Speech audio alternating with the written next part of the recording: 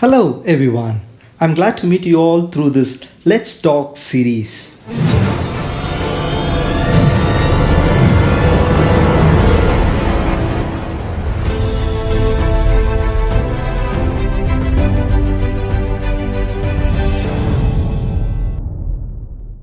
Well, today let us look into two passages from Deuteronomy and understand the true biblical attitude and focus of worship. The true biblical attitude and focus of worship. True worship is not bound by time, nor by space, nor by structure. It is 24/7, 365 days a year. You and I were created for worship. We need to understand, if your heart truly knows God, you can worship Him from anywhere. If your heart truly knows God, you can worship Him from anywhere.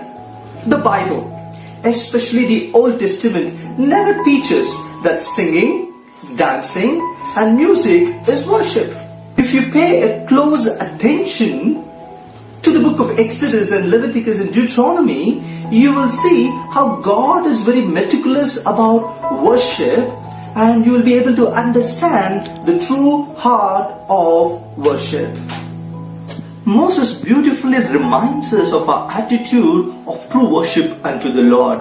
If we read Deuteronomy chapter 10, verse 12 to 13, he gives us what God expects in true worship.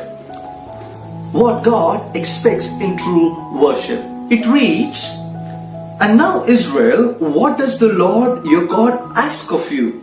But to fear the Lord your God, to walk in obedience to Him, to love Him, to serve the Lord your God with all your heart, with all your soul, and to observe the Lord's commands and decrees that I'm giving you today for your own good."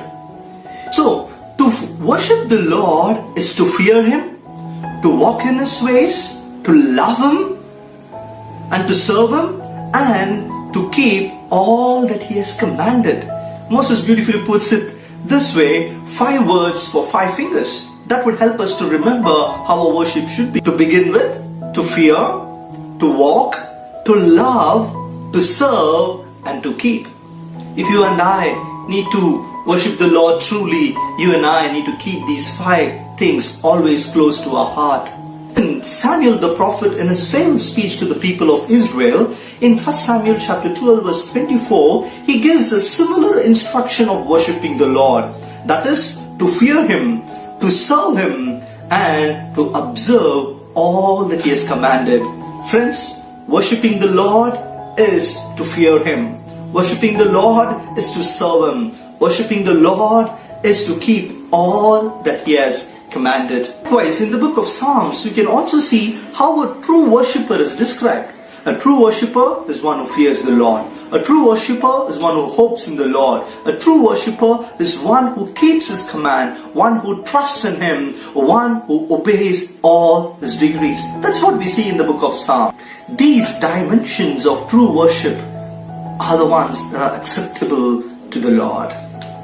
The key confession of the Israelites in Deuteronomy chapter 6 verse 5 reminds us of what true worship is, especially the focus of our worship.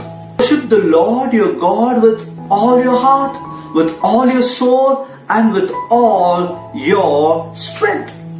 You see, worship is a lifestyle. It implies that you and I worship the Lord with our inner being. You and I worship the Lord with our whole person, and you and I worship the Lord with all our resources. Friends, if you closely look at the book of Leviticus, the first 3 offerings sets the stage for us to understand the true perspective of worship. Because the ultimate goal of all our worship is to bring an aroma that is pleasing unto the Lord. To put it in other words, the ultimate goal of all our worship is to make God big. You and I need to understand, in our worship, always the limelight has to be on God. At any time, if it shifts from God to anyone or anything, we miss the purpose of worship. As Jesus summarized all these principles in John chapter 4, verse 23 and 24, may the Lord enable us to be the true worshippers who will worship Him from our inner being, with the whole person and with all our resources, with only one goal of making our God big and Him alone. God bless you.